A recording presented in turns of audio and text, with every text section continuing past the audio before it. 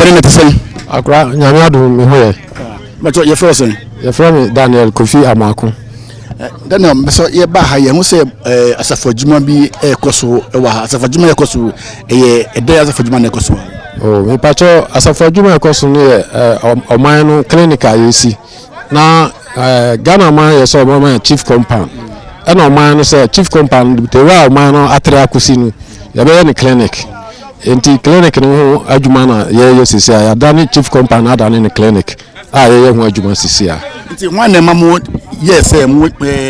sip compound no wan dey adwene ba say e wosem ye ne clinic se ne be ye ebeso ye community ye wa hanyina aya Mr. Boatin na nana sanahene na Tapa Amanya mpanimfo nyina na adwene ho se ye no chief compound MY nti yenya no clinic ano na betimi abo o man nti am ye chief compound mo de say clinic if say corona tre ana nkurasi bi wo ye nchen omba ha best ayarehwe nti na ye nsa na ye be na clinic sanka you say rara government hospital wa hasi de danu na mo eko rara government hospital dent na this time around my say mo am best musim clinic ni enti aye ni san say ye nkuro no bi obi po no so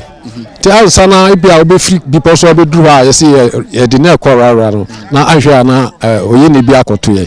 ti na ye say na ye clinic no wa ha ebru ye so na fe ya to ano rara me ba me hwe me wo say clinic ne clinic ketu akwa ye clinic kese pa o hwe ye woro sa hene wo mana say room sa hena e wo room sa wo mu ya wo maternity ward krawum ena ya wo delivery ward ena ya wo special ward ansana ya wo ward main ward ansana ya wo female ward mfa say nya eya ye say clinic no anu nyina na ya ye wo dan bibia qualify say ade we clinic no ni na mu obi wa ha say nyina ya ye bi wo okay lab nyina wo okay nti baby say obi hwe wa then na be kan che no ama na hu say o amanya eye Tapa Amanya omo ye bibi sawa nti o so na be no so de no ho ba begim o ni amaka nyina ne say obi hwe mi a ni ayesre nyina ne say anukware mpanifo say yasini suswa nti say obi wo mo bi kakra bi a obetimi da be support Amanya man na ya paja clinic no na akona nim na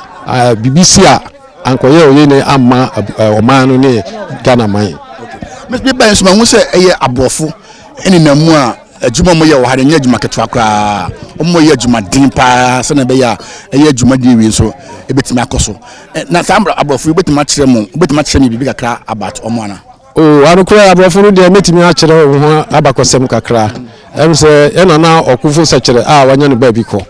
ono na de won ba krom ha be boa ye me esi library na me na me chief mason a me ni won na omenko na me ye bibini a me wo ma me no ye adwuma sa ye si library ni wi no ti me ye be start clinic ye to ye safro no so o ma be ye bi wa hada enti o mba be support ye na o ma be boa ye enu ti na mbu wo ha na that means o mo wa ha wasi bu no fia ni krom abochiri abedu ha no na because of eye clinic ya musinti ena ma ba mpacho han ti no ma ba se o mo so de ma ho ni kakra ba be boa ye na clinic na ko nanim why contractor ya wona wuda ejumade we ya no o hwe abaye how many years ana how many months na mutimi need ayesa ejuma ni na wi se yenya asere sofo a o so ya asere pa de a nka cha by next year by this time de na nka say wi edan no na say ya nya asere sofo de na bia wi timi ateki je mfie mienu ansa na ya wi oka asere sofo na me pese me o cheba ya obeboa yen moa moa aye moa bensa se sikasem obeboa sikasem e bia o mudan kura mo bebo so no enua mo bebo so mafa enchense mo bebo so ye be support mu anu na ya asere sofo no okay enne fasa konye so na Tapa form abrochi Tapa Amanya form abrochi mo Ghana wi ase afane ni na no ka sem bi kire wo se na be ya mo so mo dem sika na ma hoden betima be bo sa adwumade wi obi hwe mi wo Tapa Amanya ha sesi a am say clinic na ni mu an ye gina ye di nkomo yi ya be sere Tapa Amanya man ne anuan mo won kran Kumasi abrochire UK US ne amna no kro nyina so se ye si clinic anukure yesi kasabusa enti ya de chepa na ema man no ne anuan mo se ubiara wo babi a wotemi nka bia yesrew be so ya sene kakra be boa yen na yentimi wie dan no na daache ye nananom ne yenuanu nkuma na omo di akie no mfaso no aba onso anu ne yasem kakra mpese meka kire anuanu mo akwantu mu nyina bache FM Erikwaku Opon Assembleman of Tapa Amanya electoral area.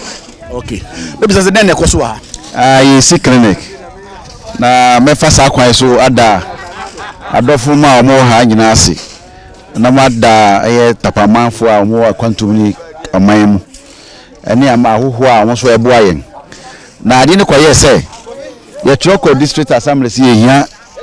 clinic chip compound obi a bia ye wo sisi na enye papa assembly na gitum se ampa marusi ye twa every year bia na dia consider bi sika ni wo de me be ka kire nkoso hene na na bere ma afare se ba bia ye kon de kasi be di aban na chi a enye ade a sa clinic beba nti ko hia ye sana hene ne yesi emfa sabota yensi ani so de ye se yebesi clinic no as a community de hia ase no so no nyame adom amanfo abam ebi na hu abrofui sa opinion a wodi kan kasa ye ne kan ye no 2009 ana okufo sekire aya wodi kan oye dwanto ahini ye fa no de omfri abrochire ba ye be ye service wa omokoye no so omo kaaye se adwuma no mo yesi ba bi mo ntimi awie library no de me omo ka so mo ba na charity organization so a edi animu a ye na berima afare a wodi anim koso hini amatimi awie ye library no Jacoba is we there adwuma na esa wo bi na so ya sha clinic ase na omo sa de omo so beboa ampa vat adwuma ayi mo hu omo aboa ye pa omo sikasem wo mo pa ko sise ye de bedu sam pempen so yi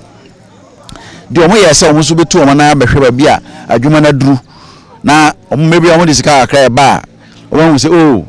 kofu ye de sika na ba omo timi de ayesa adwuma no du hu ye na no pa yi na awie ya aya abrofo no wo entamu a na enuntina omo aye clinic no na botani yesi ye pajam ni aye the had the best open lab any lab that you want to do no oba Tapa Amanya ha obenya ana I obenya wa. Okay, mesan bisa say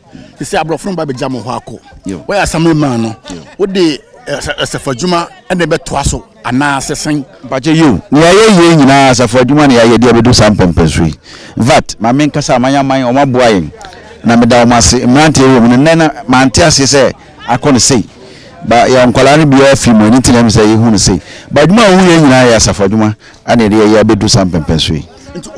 obe hwese government so betima dem wa bi government wo mo be obeso de bebo ama obe hwese government be ne sa ga ni beje pa metimi amma yakọ go ye wasase kese na bia opisi ye de be ka ho no ye betimi anya asase ama yesi the government ni de ye hwe nanim se be boa ye na nka ye na sede ba ya twen ya ma ana wonum oman no so no edu ba bia aban sikasem no so na wo the individual so metimi aboa self help no ana so ye ne ya teki nti aban so ba mu dia na se koyo nim kura sa timi awie adwuma yi entem ko botaye na yedika kan no na nka nya na afi ba ko ne awie a ye professional ye hyase ye adwuma ge ye botaye no ano na ye nti aban ba mu mo a kura betimi asa speed ama ye timi awie adwuma na ntem obi hwe wa mona no obi hwe wo nkan obi hwe ma obi asem na bekase ya ne meka se minu no mo ama no ne America ye ne ni so omo so eyibi basa Oliver Twist kan ye no so you need more the mesre no omo so ni omo namfo omo ho no no nka kire wo se botaye kese ni si wo ye ni so wo ekrom ha sika bia so omo yi no ye de be ye adwuma no ama asi iyi Amanya sise ye kese ense nye akura ye hunu no bibi bia o hantan everything that you need in the city no we have it here the health aspect no na sise ya attack no the best no money mo nkrofo so aka NGOs bia wo ho omo contact wo na mo so ba bo amayi ni ntem ne nsam pajam enko ebia the district hospital kra ya pajam that's the botaye no ti agi asase kese a etu hu na mo sa nisime da sepa yes no ha samohwe na ekosu ya ha Assembleman wa ya de nti edu tama moto aba na mo so mato ama no sapa pepe nisime da sepa papa